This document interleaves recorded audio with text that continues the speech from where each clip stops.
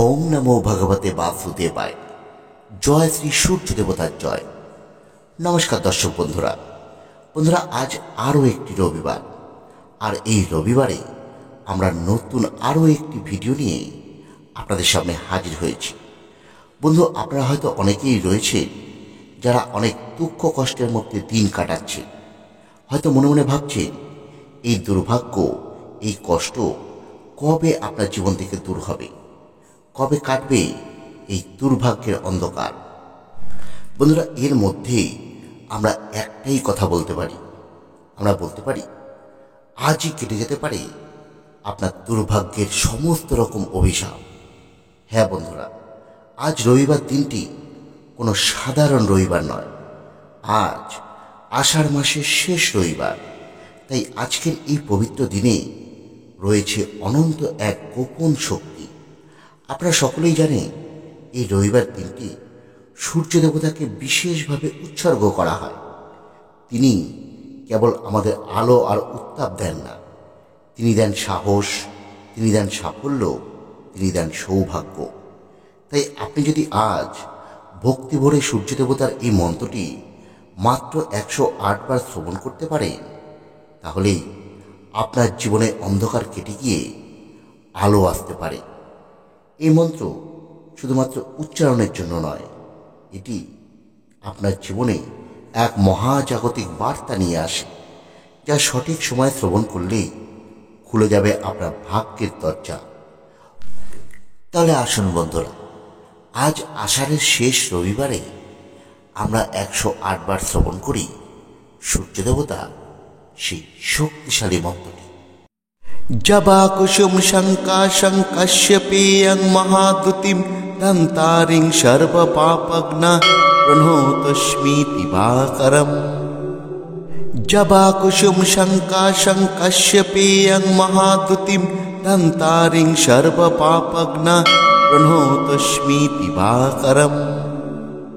जबा कुसुम शंकाशं कश्यपेयं महादुतिं दन्तारिं सर्व पापग्ना प्रणोतस्मि दिवाकरम्। जबा कुसुम शंकाशं कश्यपेयं महादुतिं दन्तारिं सर्व पापग्ना प्रणोतस्मि दिवाकरम्। जबा कुसुम शंकाशं कश्यपेयं महादुतिं दन्तारिं सर्व पापग्ना प्रणोतस्मि दिवाकरम्। जबा कुसुम शंकाशं कश्यपेयं महादुतिं दन्तारिं सर्व पापग्ना प्रणोतस्मि दिवाकरम्। जबा कुसुम शंकाशं कश्यपेयं महादुतिं दन्तारिं सर्व पापग्ना प्रणोतस्मि दिवाकरम्। जबा कुसुम शंकाशं कश्यपेयं महादुतिं दन्तारिं सर्व पापग्ना प्रणोतस्मि दिवाकरम्। जबा कुसुम शंकाशं कश्यपेयं महादुतिं दन्तारिं सर्व पापग्ना प्रणोतस्मि दिवाकरम्। जबा कुसुम शंकाशं कश्यपेयं महादुतिं दन्तारिं सर्व पापग्ना प्रणोतस्मि दिवाकरम्। जबा कुसुम शंकाशं कश्यपेयं महादुतिं दन्तारिं सर्व पापग्ना प्रणोतस्मि दिवाकरम्। जबा कुसुम शंकाशं कश्यपेयं महादुतिं दन्तारिं सर्व पापग्ना प्रणोतस्मि दिवाकरम्। जबा कुसुम शंकाशं कश्यपेयं महादुतिं दन्तारिं सर्व पापग्ना प्रणोतस्मि दिवाकरम्। जबा कुसुम शंकाशं कश्यपेयं महादुतिं दन्तारिं सर्व पापग्ना प्रणोतस्मि दिवाकरम्। जबा कुसुम शंकाशं कश्यपेयं महादुतिं दन्तारिं सर्व पापग्ना प्रणोतस्मि दिवाकरम्। जबा कुसुम शंकाशं कश्यपेयं महादुतिं दन्तारिं सर्व पापग्ना प्रणोतस्मि दिवाकरम्। जबाकुसुम शङ्काशं कश्यपेयं महाद्युतिं दन्तारिं सर्वपापघ्ना प्रणोतस्मि दिवाकरम् जबाकुसुम शङ्काशं कश्यपेयं महाद्युतिं दन्तारिं सर्वपापघ्ना प्रणोतस्मि दिवाकरम् जबाकुसुम शङ्काशं कश्यपेयं महाद्युतिं दन्तारिं सर्वपापघ्ना प्रणोतस्मि दिवाकरम् जबाकुसुम शङ्काशं कश्यपेयं महाद्युतिं दन्तारिं सर्वपापघ्ना प्रणोतस्मि दिवाकरम् जबाकुसुम शङ्काशं कश्यपेयं महाद्युतिं दन्तारिं सर्वपापघ्ना प्रणोतस्मि दिवाकरम् जबाकुसुम शङ्काशं कश्यपेयं महाद्युतिं दन्तारिं सर्वपापघ्ना प्रणोतस्मि दिवाकरम् जबाकुसुम शङ्काशं कश्यपेयं महाद्युतिं दन्तारिं सर्वपापघ्ना प्रणोतस्मि दिवाकरम् जबाकुसुम शङ्काशं कश्यपेयं महाद्युतिं दन्तारिं सर्वपापघ्ना प्रणोतस्मि दिवाकरम् जबाकुसुम शङ्काशं कश्यपेयं महाद्युतिं दन्तारिं सर्वपापघ्ना प्रणोतस्मि दिवाकरम् जबाकुसुम शङ्काशं कश्यपेयं महाद्युतिं दन्तारिं सर्वपापघ्ना प्रणोतस्मि दिवाकरम् जबाकुसुम शङ्काशं कश्यपेयं महाद्युतिं दन्तारिं सर्वपापघ्ना प्रणोतस्मि दिवाकरम् जबाकुसुम शङ्काशं कश्यपेयं महाद्युतिं दन्तारिं सर्वपापघ्ना प्रणोतस्मि दिवाकरम् जबाकुसुम शङ्काशं कश्यपेयं महाद्युतिं दन्तारिं सर्वपापघ्ना प्रणोतस्मि दिवाकरम् जबाकुसुम शङ्काशं कश्यपेयं महाद्युतिं दन्तारिं सर्वपापघ्ना प्रणोतस्मि दिवाकरम् जबाकुसुम शङ्काशं कश्यपेयं महाद्युतिं दन्तारिं सर्वपापघ्ना प्रणोतस्मि दिवाकरम् जबाकुसुम शङ्काशं कश्यपेयं महाद्युतिं दन्तारिं सर्वपापघ्ना प्रणोतस्मि दिवाकरम् जबाकुसुम शङ्काशं कश्यपेयं महाद्युतिं दन्तारिं सर्वपापघ्ना प्रणोतस्मि दिवाकरम् जबाकुसुम शङ्काशं कश्यपेयं महाद्युतिं दन्तारिं सर्वपापघ्ना प्रणोतस्मि दिवाकरम् जबाकुसुम शङ्काशं कश्यपेयं महाद्युतिं दन्तारिं सर्वपापघ्ना प्रणोतस्मि दिवाकरम् जबाकुसुम शङ्काशं कश्यपेयं महाद्युतिं दन्तारिं सर्वपापघ्ना प्रणोतस्मि दिवाकरम् जबाकुसुम शङ्काशं कश्यपेयं महाद्युतिं दन्तारिं सर्वपापघ्ना प्रणोतस्मि दिवाकरम् जबाकुसुम शङ्काशं कश्यपेयं महाद्युतिं दन्तारिं सर्वपापघ्ना प्रणोतस्मि दिवाकरम् जबाकुसुम शङ्काशं कश्यपेयं महाद्युतिं दन्तारिं सर्वपापघ्ना प्रणोतस्मि दिवाकरम् जबाकुसुम शङ्काशं कश्यपेयं महाद्युतिं दन्तारिं सर्वपापघ्ना प्रणोतस्मि दिवाकरम् जबाकुसुम शङ्काशं कश्यपेयं महाद्युतिं दन्तारिं सर्वपापघ्ना प्रणोतस्मि दिवाकरम् जबाकुसुम शङ्काशं कश्यपेयं महाद्युतिं दन्तारिं सर्वपापघ्ना प्रणोतस्मि दिवाकरम् जबाकुसुम शङ्काशं कश्यपेयं महाद्युतिं दन्तारिं सर्वपापघ्ना प्रणोतस्मि दिवाकरम् जबाकुसुम शङ्काशं कश्यपेयं महाद्युतिं दन्तारिं सर्वपापघ्नः प्रणोतस्मि दिवाकरम् जबाकुसुम शङ्काशं कश्यपेयं महाद्युतिं दन्तारिं सर्वपापघ्नः प्रणोतस्मि दिवाकरम् जबाकुसुम शङ्काशं कश्यपेयं महाद्युतिं दन्तारिं सर्वपापघ्नः प्रणोतस्मि दिवाकरम् जबाकुसुम शङ्काशं कश्यपेयं महाद्युतिं दन्तारिं सर्वपापघ्नः प्रणोतस्मि दिवाकरम्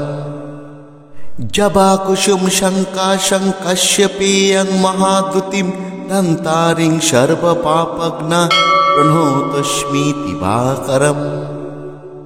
जबाकुसुम शङ्काशं कश्यपेयं महाद्युतिं दन्तारिं सर्वपापघ्नः प्रणोतस्मि दिवाकरम्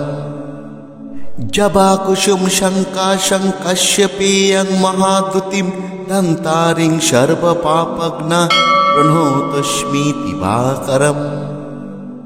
जबाकुसुम शङ्काशं कश्यपेयं महाद्युतिं दन्तारिं सर्वपापघ्नः प्रणोतस्मि दिवाकरम् जबाकुसुम शङ्काशं कश्यपेयं महाद्युतिं दन्तारिं सर्वपापघ्नः प्रणोतस्मि दिवाकरम् जबाकुसुम शङ्काशं कश्यपेयं महाद्युतिं दन्तारिं सर्वपापघ्नः प्रणोतस्मि दिवाकरम् जबाकुसुम शङ्काशं कश्यपेयं महाद्युतिं दन्तारिं सर्वपापघ्नः प्रणोतस्मि दिवाकरम् जबाकुसुम शङ्काशं कश्यपेयं महाद्युतिं दन्तारिं सर्वपापघ्नः प्रणोतस्मि दिवाकरम्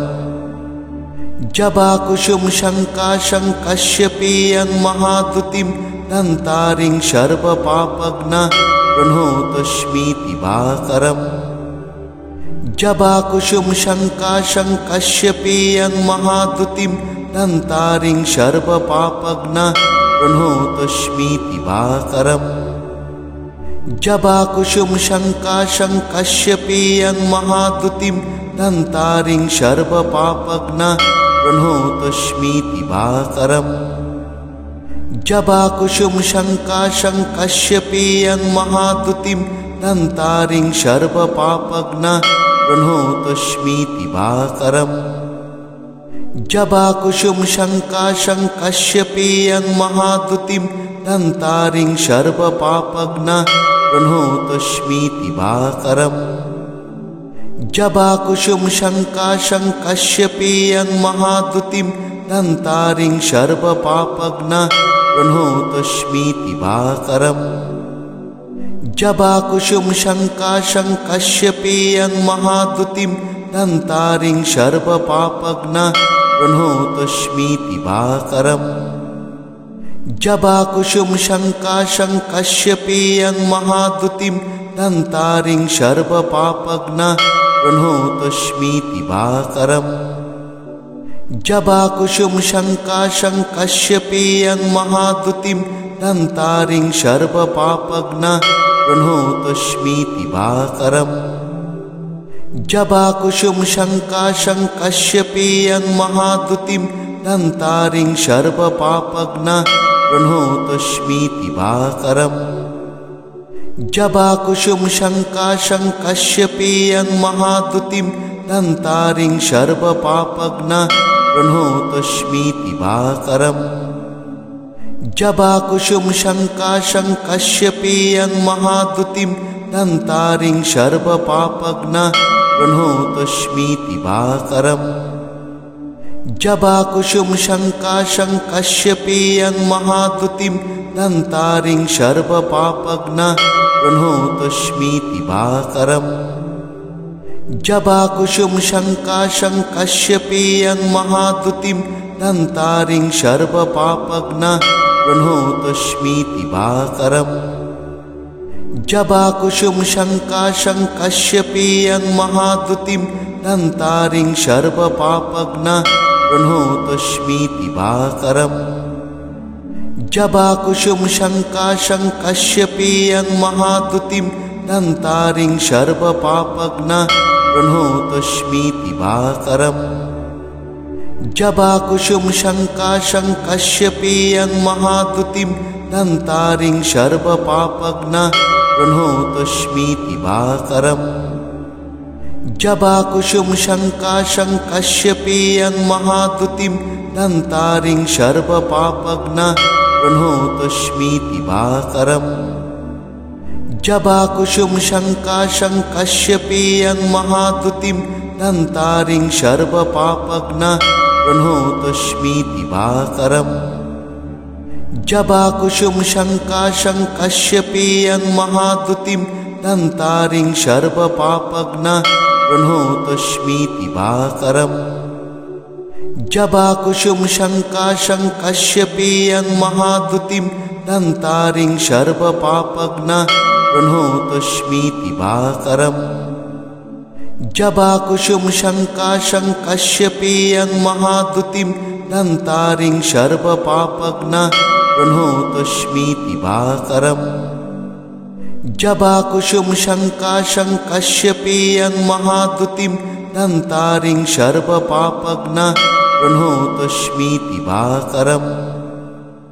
जबाकुसुम शङ्काशं कश्यपीयं महाद्युतिं दन्तारिं सर्वपापघ्नः प्रणतोऽस्मि दिवाकरम् जबाकुसुम शङ्काशं कश्यपीयं महाद्युतिं दन्तारिं सर्वपापघ्नः प्रणतोऽस्मि दिवाकरम् जबाकुसुम शङ्काशं कश्यपीयं महाद्युतिं दन्तारिं सर्वपापघ्नः प्रणतोऽस्मि दिवाकरम् जबाकुसुम शङ्काशं कश्यपीयं महाद्युतिं दन्तारिं सर्वपापघ्नः प्रणतोऽस्मि दिवाकरम् जबाकुसुम शङ्काशं कश्यपीयं महाद्युतिं दन्तारिं सर्वपापघ्नः प्रणतोऽस्मि दिवाकरम् जबाकुसुम शङ्काशं कश्यपीयं महाद्युतिं दन्तारिं सर्वपापघ्नः प्रणतोऽस्मि दिवाकरम् जबाकुसुम शङ्काशं कश्यपीयं महाद्युतिं दन्तारिं सर्वपापघ्नः प्रणतोऽस्मि दिवाकरम् जबाकुसुम शङ्काशं कश्यपीयं महाद्युतिं दन्तारिं सर्वपापघ्नः प्रणतोऽस्मि दिवाकरम् जबाकुसुम शङ्काशं कश्यपीयं महाद्युतिं दन्तारिं सर्वपापघ्नः प्रणतोऽस्मि दिवाकरम् जबाकुसुम शङ्काशं कश्यपीयं महाद्युतिं दन्तारिं सर्वपापघ्नः प्रणतोऽस्मि दिवाकरम् जबाकुसुम शङ्काशं कश्यपीयं महाद्युतिं दन्तारिं सर्वपापघ्नः प्रणतोऽस्मि दिवाकरम् जबाकुसुम शङ्काशं कश्यपीयं महाद्युतिं दन्तारिं सर्वपापघ्नः प्रणतोऽस्मि दिवाकरम्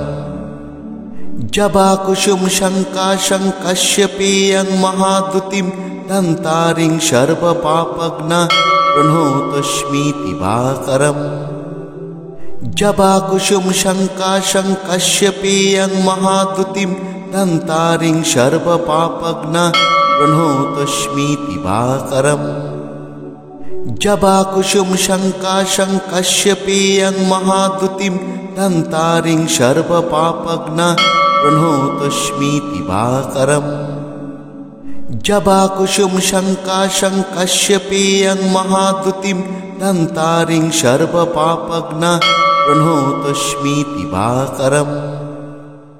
जबाकुसुम शङ्काशं कश्यपीयं महाद्युतिं दन्तारिं सर्वपापघ्नः प्रणतोऽस्मि दिवाकरम्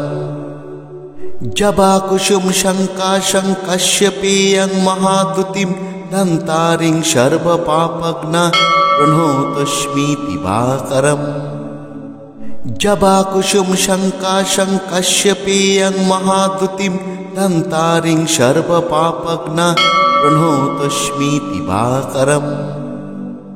जबाकुसुम शङ्काशं कश्यपेयं महाद्युतिं दन्तारिं सर्वपापघ्ना प्रणोतस्मि दिवाकरम् जबाकुसुम शङ्काशं कश्यपेयं महाद्युतिं दन्तारिं सर्वपापघ्ना प्रणोतस्मि दिवाकरम् जबाकुसुम शङ्काशं कश्यपेयं महाद्युतिं दन्तारिं सर्वपापघ्ना प्रणोतस्मि दिवाकरम् जबाकुसुम शङ्काशं कश्यपेयं महाद्युतिं दन्तारिं सर्वपापघ्ना प्रणोतस्मि दिवाकरम् जबाकुसुम शङ्काशं कश्यपेयं महाद्युतिं दन्तारिं सर्वपापघ्ना प्रणोतस्मि दिवाकरम् जबाकुसुम शङ्काशं कश्यपेयं महाद्युतिं दन्तारिं सर्वपापघ्ना प्रणोतस्मि दिवाकरम् जबाकुसुम शङ्काशं कश्यपेयं महाद्युतिं दन्तारिं सर्वपापघ्ना प्रणोतस्मि दिवाकरम् जबाकुसुम शङ्काशं कश्यपेयं महाद्युतिं दन्तारिं सर्वपापघ्ना प्रणोतस्मि दिवाकरम्